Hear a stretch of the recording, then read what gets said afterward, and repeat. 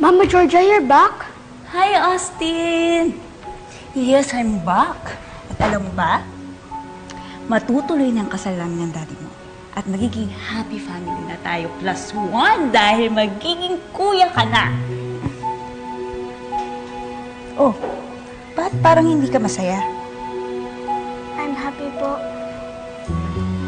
Ang cute-cute mo talaga. Sige na, punta ka na doon sa room mo. Yung bag mo.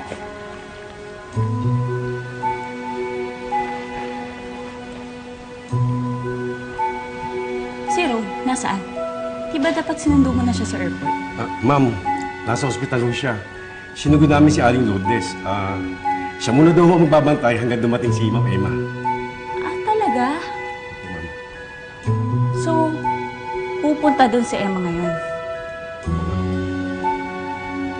Tingnan mo nga naman. Umuwi talaga siya mula Singapore. Yung Emang anak ko lang yan. Sasalisihan na naman niya ako ngayon. Visit talaga. Sandali po. Okay po. Thank you. Emma! We meet again. I missed you and your loser face. Ibang klase ka talaga, Emma, no? Pagdating kay Rome. Ang bilis mo. Hindi naman si Rome ang pinunta ko dito. Nanay ko. Ikaw ang dapat kong tanungin yan.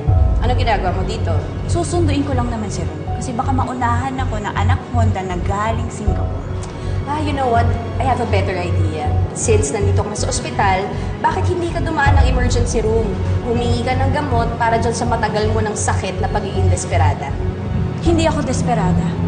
Ikakasal na nga kami ni Rome. At ako nga ang pinili niya. Talaga? Sino may sabi? Sarili mo?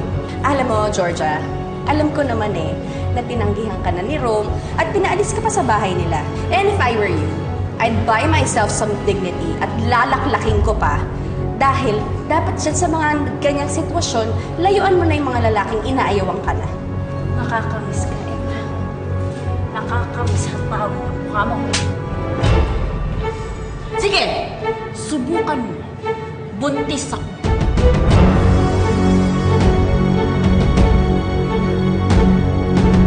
Nasaan yung tapang mo? Pakita mo sa kanilang lahat na pumapatol ka sa isang buntis. Huwag kang mag-alala. Hindi talaga ako pumapatol sa buntis na may diferensya sa utak at desperada pa. Nakakatakot. Baka kagatin mo pa ako sa kaululan mo. Ba't ano ba naramdaman mo nung nalaman mong magkakababy na kami, Ro? Wala. Kasi wala akong pakialam sa inyo talaga. Tara na yan. Hayaan niyo siya. I'm sure nag-iiyak ka sa isang sulok nung nalaman mo na magkakababy kami ni Ro.